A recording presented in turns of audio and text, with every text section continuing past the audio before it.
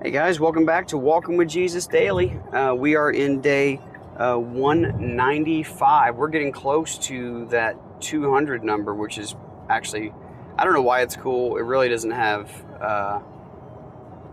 any significance, but it's just cool to reach another 100 days. If you have hung with me through any of this, that's amazing. I'm not really even sure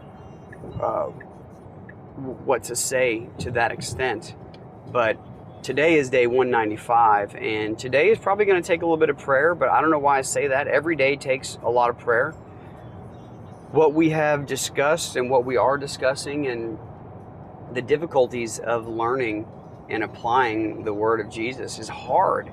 It's going to challenge everything that men have ever told you, everything that your grandparents or parents or denominations or leaders have ever taught you. The words that Jesus speaks plainly are so powerful, and we have to hear them out. And today's is going to upset people. I think that was the goal. So remember what we just talked about yesterday. Who is the greatest in the kingdom of heaven? The disciples were worried about their place in the kingdom of heaven. And we don't know what's going on all around them. But today we get a little insight as to what that is. I did read a little bit ahead, but not much. But it kind of gives me a little bit more context to go by, right? These are the things that are happening, and disciples can't cast out this demon, right? From a couple days ago. What's going on? Have we lost our power? Are we not great anymore? And then maybe they see somebody else do it, and you're like, well, how do they have more power than me? And they're like, well, Jesus called me up on the mountain, and I can't tell you what happened up there.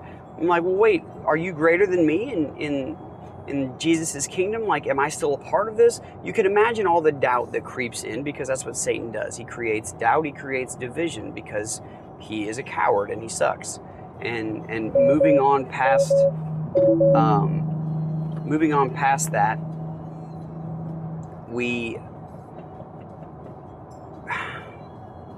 Jesus is going to talk more about what's going on in their hearts, and it's going to be brought up because they're the ones going to be bringing it up.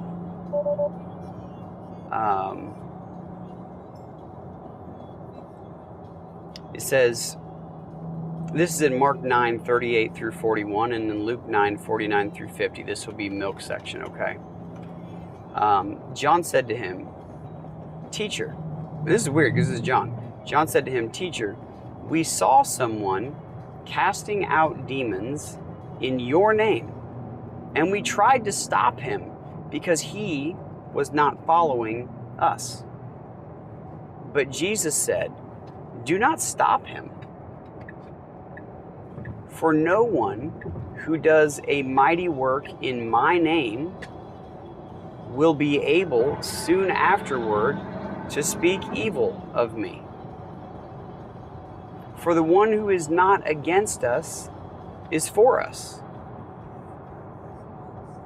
For truly I say to you, whoever gives you a cup of water to drink because you belong to Christ will by no means lose his reward." All right, now we'll take Luke's account. Luke says, Luke 9:49 and 50, it's very short here. John answered, "Master, we saw someone casting out demons in your name, and we tried to stop him because he does not follow with us." But Jesus said to him, "Do not stop him, for the one who is not against you is for you."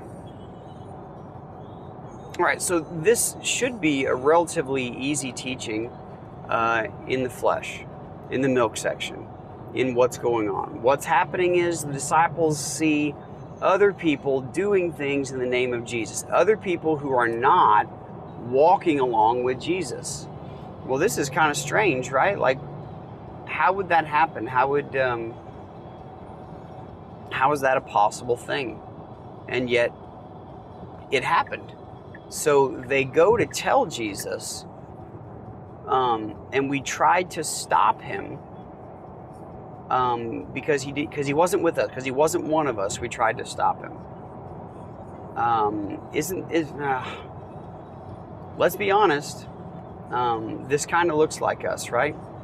There may be people out there doing things good in the name of Jesus, and we're not joining in or supporting their effort because they don't belong to our church or to our congregation, or they're not people that we know. And there may be even instances where people try to stop good things from taking place. If there was no church affiliation and one person was trying to do something nice for another person, would you jump in and try to stop them? Probably not. I mean, I would hope not, right? So in this instance, in this milk section, which should be pretty easy to read and follow along, is the disciples, John is speaking here, see someone doing something good in the name of Jesus. They're seeing a demon being cast out in the name of Jesus. Did this person have power, or is there power in the name of Jesus? Well, that's the answer, right? But why would they be trying to stop them from doing a good deed? This is where pride is coming in and where fear is coming in. Remember what they just talked about. Who is the greatest? And they just have all these things happening, and now more things are happening around them. And they're probably thinking more and more to themselves, I'm becoming less and less useful. They're casting out a demon in the name of Jesus. They don't even walk with us. I just tried to cast out a demon in the name of Jesus, and I couldn't do it.